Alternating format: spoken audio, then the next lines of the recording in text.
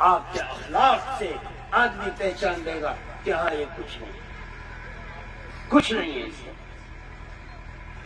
میرے دوستوں بزرگوں، اپنی زندگی کو صحیح سمت کی طرف لاؤ۔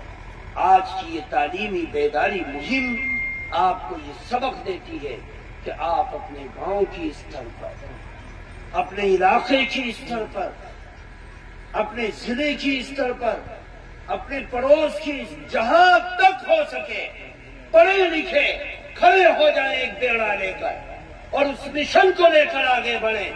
آپ کو کامیابی ملے گی، دنیا کی کوئی طاقت کامیابی آپ سے چھین نہیں سکتی، دنیا کی کوئی طاقت آپ کو پیچھے نہیں کر سکتی۔ میرے دوستوں بزرگوں، اللہ تعالی سلامت رکھے، عافیت کے ساتھ رکھے۔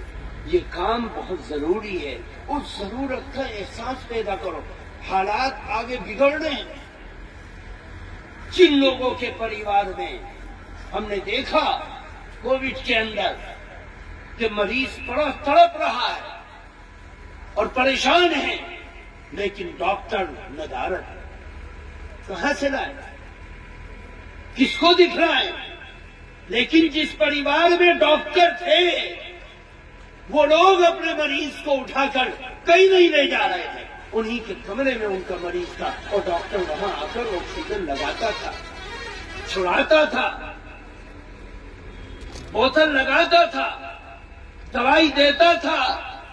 اگر وہ ڈاکٹر پرووائڈ نہیں ہوتے تو وہ تڑپ تڑپ کر مر جاتے، ہزاروں لاکھوں جانے گھروں پر محفوظ ہو گئے۔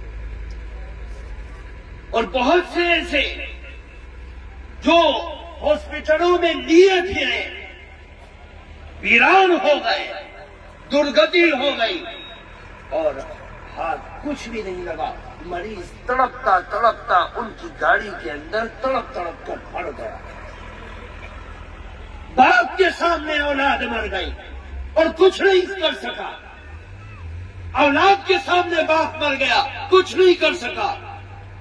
میرے جاننے والوں میں سے ایک شخص، اس کے خالو کا آخری وقت چل رہا ہے، آکسیجن نہیں مل رہا، اس نے 7 لاکھ روپے خرچ کر کے آکسیجن مشین خریدی جو خود سے آکسیجن بناتی ہے، خرید کر لایا، ابھی فٹ نہیں کیا تھا کہ اس کے خالو کا انتقال ہو گیا، اس کی نظروں کے سامنے مر گیا۔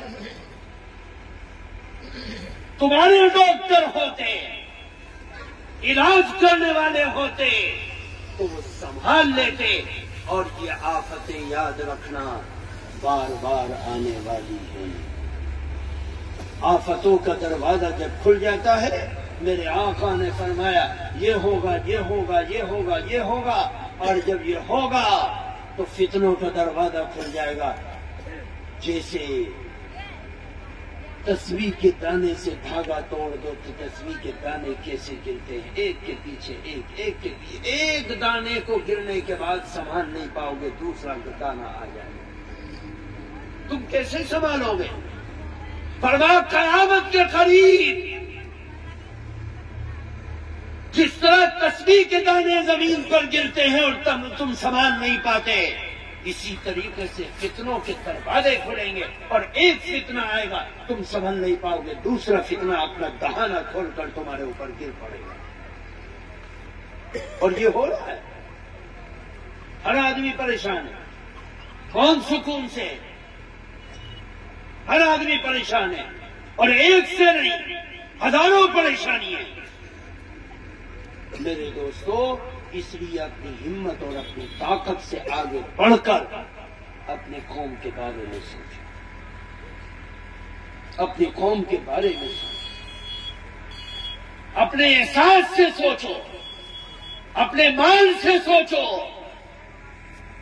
اپنی محنت سے آگے بڑھاؤ، مت دیکھو دنیا کے چہروں کی طرف۔ دنیا میں اتنے بڑے بڑے ملک ہیں کہ اگر ایک ملک آگے بڑھ جائے ساری دنیا کی غربت کو مٹا سکتا ہے، لیکن نہیں، سب کو اپنی پڑی ہے۔ اگر کسی کو اپنی نہیں پڑی ہے تو وہ تم ہو، وہ میں ہوں، مجھے اپنی نہیں پڑی ہے، مجھے اپنی اولاد کی نہیں۔